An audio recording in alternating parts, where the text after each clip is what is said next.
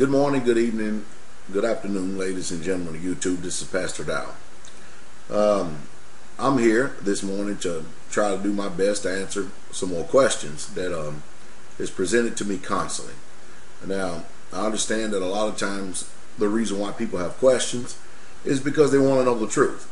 And of course, that's why I tell people over and over again, if you really want to know the truth, number one, you're going to have to come out of your churches.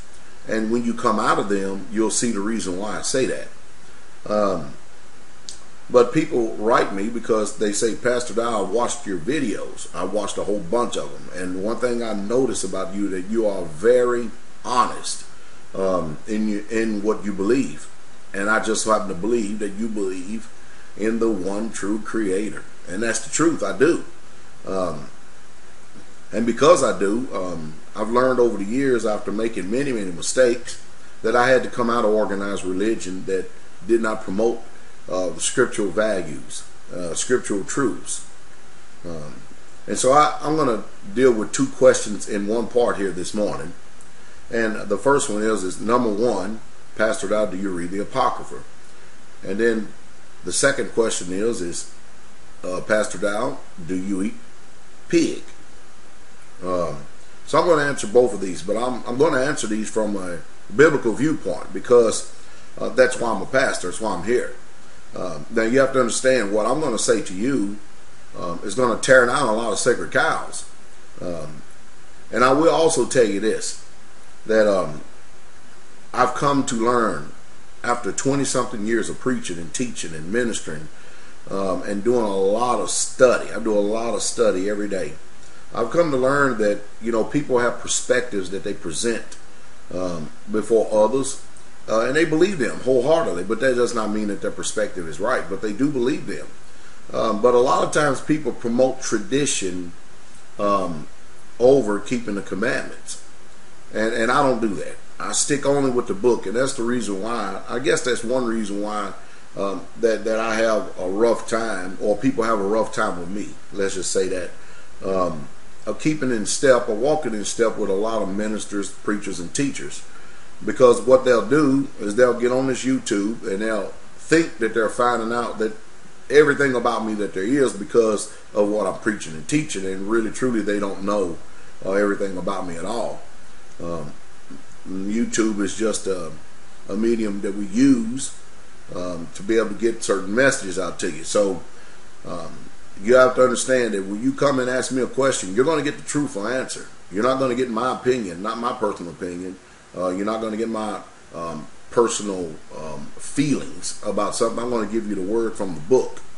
But you're also going to have to exercise some self-autonomy. So I'm going to go ahead, without further ado, I'm going to go ahead and answer this question. Do I use the Apocrypha? And the answer is yes. Now, listen to me very closely. I use the Apocrypha because one day in my studies, I looked on my bookshelf because when I was in the bookstore, I bought me a 1611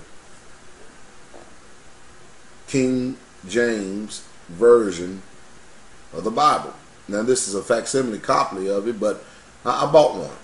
And the reason being is because I wanted to check certain words, I wanted to check certain things with this Bible, which is a King James Bible that I use today. So I wanted to check things out. And I went in there and I noticed something. And this was about 20 years ago, because I started studying as soon soon as I got me a nice brand new Bible in my hand, I just started studying. I did. And so I looked in my modern day Bible right here, and then I looked in this King James 1611 Bible, and I noticed something.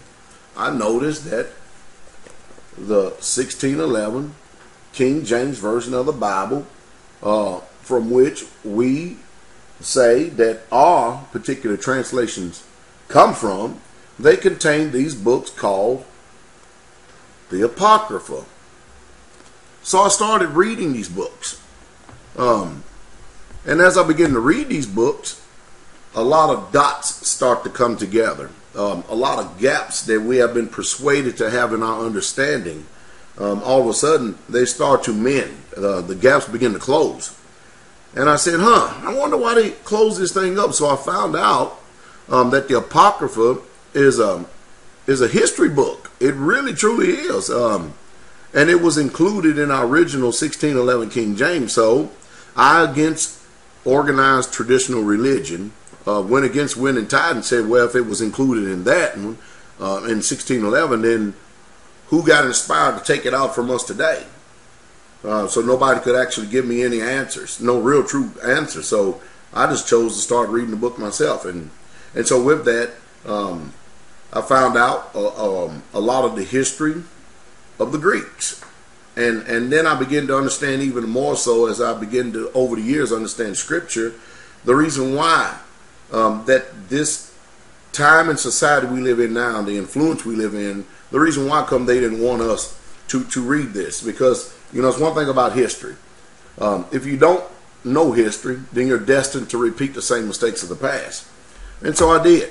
And so also, 20-something years ago, while I was reading and studying, I read what Moses had wrote in the Torah or the law.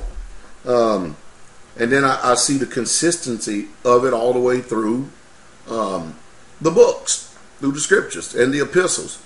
And I found out that people are just flat out, if I can just use his word, lying. They just lying.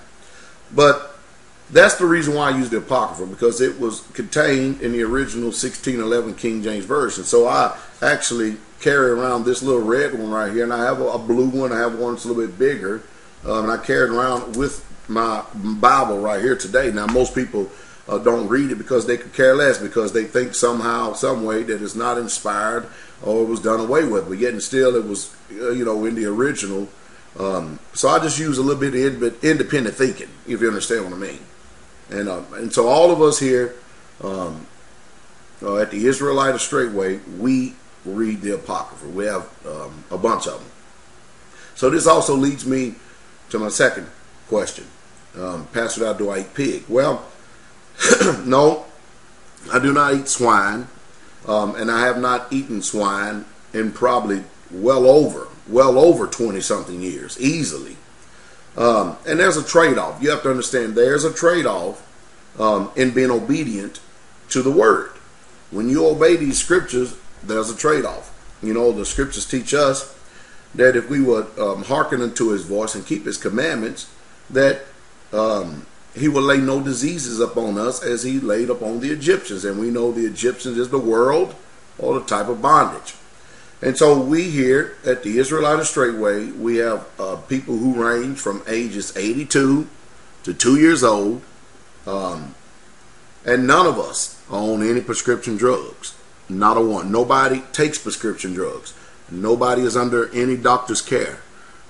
We have learned through the study of the scripture how to obey the Most High rather than man. And because of that, there's a trade-off. We have health. He promised that to us. So no, I don't eat swine. And the one reason why I don't eat swine is because swine's flesh is something that is offered to idols. Another reason why I don't eat it, because it's contained in a dietary law that has never been done away with. Never been done away with. The great architect who created these bodies, the Most High Yahweh himself, he know full well what it's going to take for these things to function. So I started reading the manufacturer's suggestions that he says how we should take care of this. I mean, after all, if you get a car and it recommends a certain type of oil, you ever notice how careful you are if you have a brand new car or if you have a nice used car that you just bought, and how you take keen care to make sure you follow all of the manufacturer's suggestion? So suppose that you said that, you don't want to use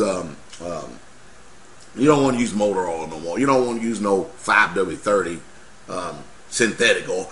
I think what I'll do is I'll just get me some SAE 30 or some 1040 or some transmission or some water. Oil is getting kind of expensive. I think I'll just put some water, you know, in the engine and stuff, and we'll just let it run like it. How long do you think that engine would run before it would collapse. Same thing with these bodies. When we refuse to obey the dietary law of what the Most High has given to us, the Israelites. Now, understand this. If you've been raised, you're here in America, we've been raised in a Greek culture or Greek society, and it has heavy Roman and Greek influence. I mean, I live in the state of Tennessee, and there's a direct replica of the Parthenon just no more than 70, 80 miles from me, down there in Nashville. And I mean, that thing is huge, and it's got this big old gigantic goddess in it called I think it's Diana, whoever it was, and she has this little thing in her hand called Nike, a huge statue, huge. And the people go there, and I tell you, it's amazing. But anyway, no, Pastor Dow doesn't eat swine, because Leviticus 11 teaches against it. And I also want to give you a little bit of historical reference here in Apocrypha to tell you why. Now, before I do that, there were certain things that the Apostle Peter and them, when they went to Antioch, that they told the Gentiles that they should abstain from. And this is what I'm reading, Acts 15, verse 19. And it says, I'll start at verse 24 for clarity. Acts 15, verse 24. For as much as we had heard that certain which went out from us have troubled you with words, subverting your souls, saying ye must be circumcised and keep the law, to whom we gave no such commandment. It seemed good unto us, being assembled with one accord, to send chosen men unto you, with our beloved Barnabas and Paul. Now understand that these are Hebrews that are speaking to the church that is at Antioch, which a lot of you people claim to be Christians. And let's see what it says. Men that have hazarded their lives for the name of the Lord Jesus Christ. We have sent therefore Judas and Silas, who shall also tell you the same things by mouth. For it seemed good to the Holy Ghost and to us to lay upon you no greater burden than these necessary things. Now these are the necessary things that the Israelites who was teaching the Greeks and the Romans that were being transformed, the Gentiles that were being transformed over to this way. This is what he said. Verse 29, he says, that you abstain from meats offered to idols, and from blood, and from things strangled. You hear that? And from fornication, for which if ye keep yourselves, ye shall do well, fare ye well. And so they were dismissed, and they came to Antioch, and they had gathered the multitude together, and they delivered the epistle. Now notice, they delivered the epistle to them. So the key things, or the instructions that was given from the apostle Peter and Paul and Silas and all of them, the instructions that was given to the Gentiles from the Israelites was this: that you abstain from meats offered to idols, and from blood, and from things strangled, and from fornication, from which if ye keep yourselves, ye shall do well, fare ye well. Now the reason why that Peter and them, who were also Jews, was giving out these instructions, because they had a conversion of the Gentiles that had taken place, and they wanted to know what they needed to do. And so when you go over into this Apocrypha right here, things about offering unto idols, I'm going to go to 1 Maccabees, the first chapter, and I'm going to save a lot of historical time just for time's sake. I want you to just go back and read it yourself, but I'm going to read you some excerpts out here. 1 Maccabees. I'm reading out of 1 Maccabees, all right? 1 Maccabees, the first chapter. That's what I'm getting ready to read to you right now. Okay, as you can see, my little book has been used quite extensively, and it's pretty old. But anyway, in the Apocrypha, 1 Maccabees, 1st chapter, 11 verse, it says, in those days there went out of Israel wicked men who persuaded men, saying, let us go and make a covenant with the heathen. Now the heathen were the Greeks, the Romans. That's who the heathen were. At this time, it was the Greeks. So the Israelites were not the heathen. The heathen are the Greeks, just like it is in our society today. I mean, from one end of the United States to the next, this culture is heavily influenced by Greek culture and Roman culture, which are heathen nations. All right? And so, but what you had some people that was in Israel that were being so oppressed by King Antiochus, that they just decided they were just going to conform to the ways of the heathen. And this is how we come up with this society here in America throughout the angles of time. You got a bunch of people who have just conformed. Now let's read on. Let us go make a covenant with the heathen round about us, for since we departed from them we have had much sorrow. So this device pleased them well.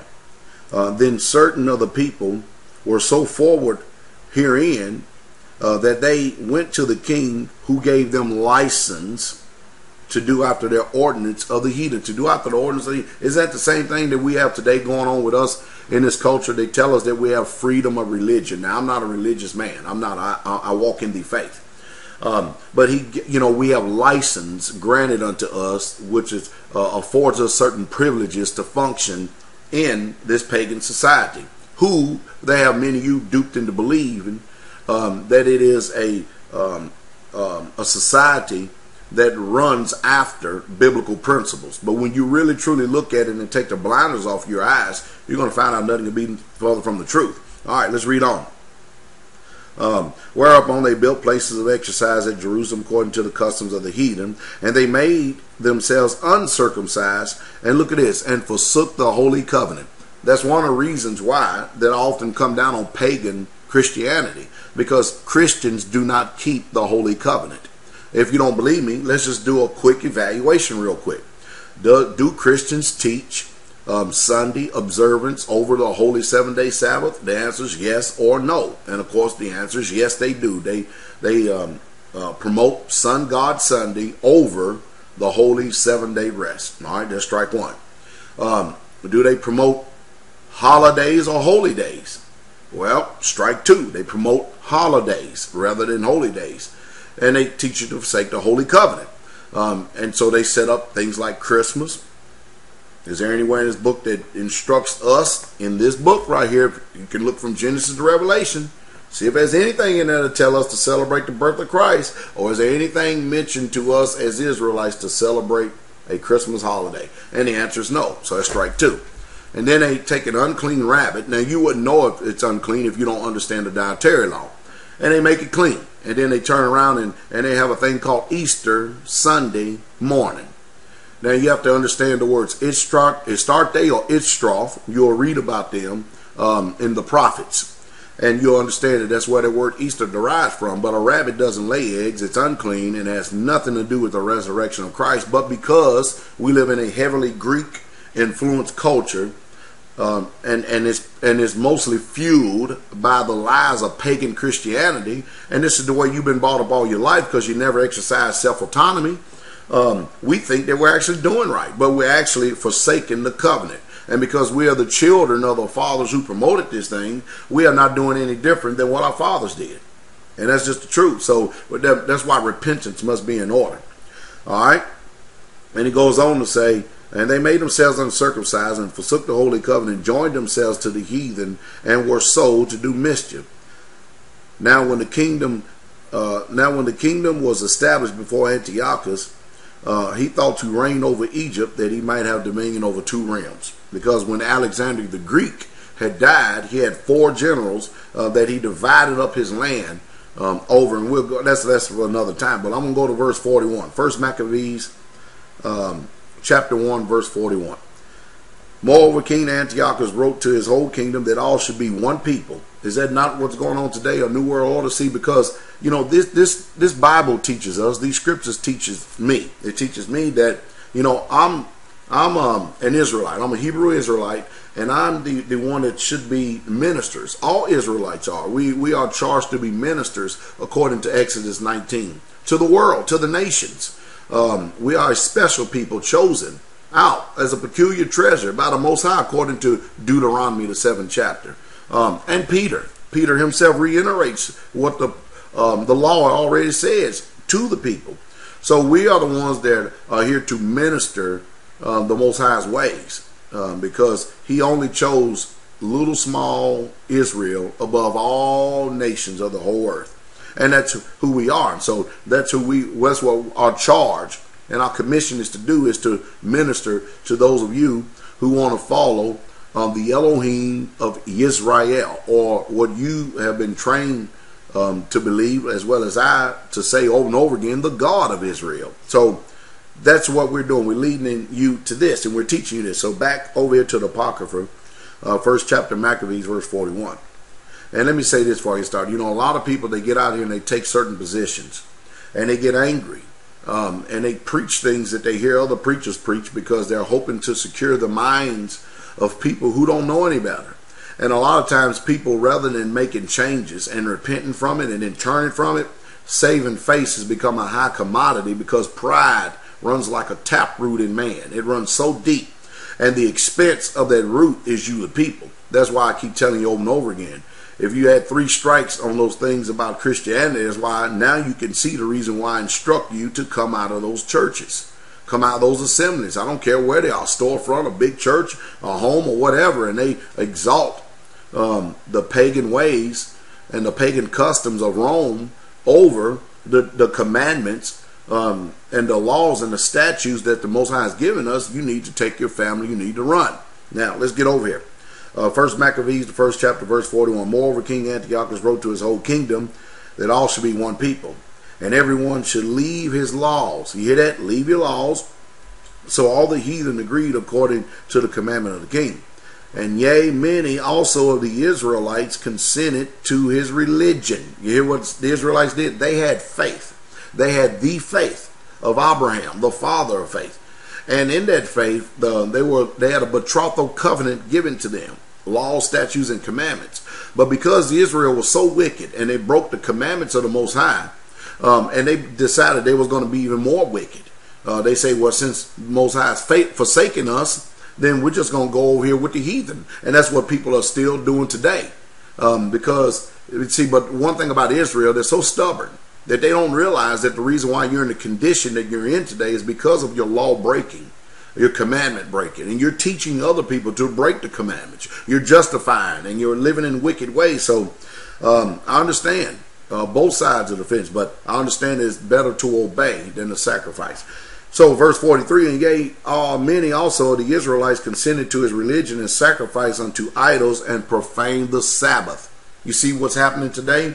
Many of you people out there who are Israelites, you have been trained to sacrifice to idols. You have been trained to break the 7th-day Sabbath, the Holy Sabbath commandment, which is the test commandment. You've been trained that way, and it's ingrained in your mind. And you better come out of it before the breath go out of your body, and that's the truth. And you ministers and preachers and teachers out there, you better stop lying to the people. You cannot justify the Sunday over Sabbath. It just cannot be done. And if you think you can, if you're so confident in what you believe, preach, and teach, then invite me to come to your assembly. You can come up to mine and preach. Invite me to come to your assembly. And let's open up this book in front of the whole entire church. And let's make sure that the Most High get exalted. But anyway, for the king had sent letters by messengers to Jerusalem and the cities of Judah, that they should follow the strange laws of the land. You see, now what I say here while we're here in this pagan, satanic, Yah-forsaken heathen land, I say you ought to obey the Most High rather than man. In other words, as long as these men, laws do not prevent us to transgress the commandments and the law of God, then you go ahead and obey them. But as soon as they do that, don't obey it. You forget about that mess. Now, that's what I teach and preach. So we exalt the commandment of God more than the law of man. Then you believe that, or the traditions of man. All right? So we're not going to be leaving off the laws of the Most High when he's restoring it to us here in these end times. And forbid burnt offerings and sacrifice drink offerings in the temple, that they should profane the Sabbaths and festival days. That's the holy feast days, which most of you don't even have you don't have a clue, an idea about, because you've been trained through pagan Christianity that they're done away with. And pollute the sanctuary and holy people, and set up altars and groves of chapels and idols. And look what this says. And sacrifice swine's flesh and unclean beasts. Isn't that something? And that they shall also leave their children uncircumcised and make their souls abominable in all manner of uncleanliness and profanation, to the end that they might forget the law and change the ordinances. And whosoever would not do according to the commandment of the king, he said, should die. So under duress, under coercion, under fear of death, the law and decree was given that if people did not change and conform to the ways of the Greek king Antiochus, you're going to be put to death. And so we see that this historical fact is playing out even here today. It's very difficult for people. They make all kind of excuses for not keeping his commandments. They can't keep the Sabbath day because, well, my job won't let me off. Quit the job. There go your answers. Now you can keep the Sabbath. Which one is it according to Acts 5:29? Is it, it's better to obey the Most High rather than man, isn't it? Than obey him. But you see what happens? See, and that's the reason why when over here in Acts 15, when Peter and Paul and Silas and all of them was giving instruction to the newly converted Gentiles, that they was telling them to stay away from things that are offered to idols. Are you following me? They had full well in mind, they knew what they was talking about, that the Greeks offered swine's flesh. And not only that, they do the abomination of eating this filthy swine, or this what we call the modern day pig. And they used the changing of words, or pork, so that your mind wouldn't make the direct link or correlation to it. And here it is. It's set up here. So I advise you to get an Apocrypha here so you can read for yourself. You see verse 47 right there? If I can get the camera to tune in. I won't right here. There it is. And they set up altars and groves and chapels and idols and sacrifice swine's flesh and unclean beasts. And that's what we do in our society right here. So they have turned around, the Christian culture has turned around and made clean what the Most High Yahweh made unclean, and told us clearly it was unclean, who never changes.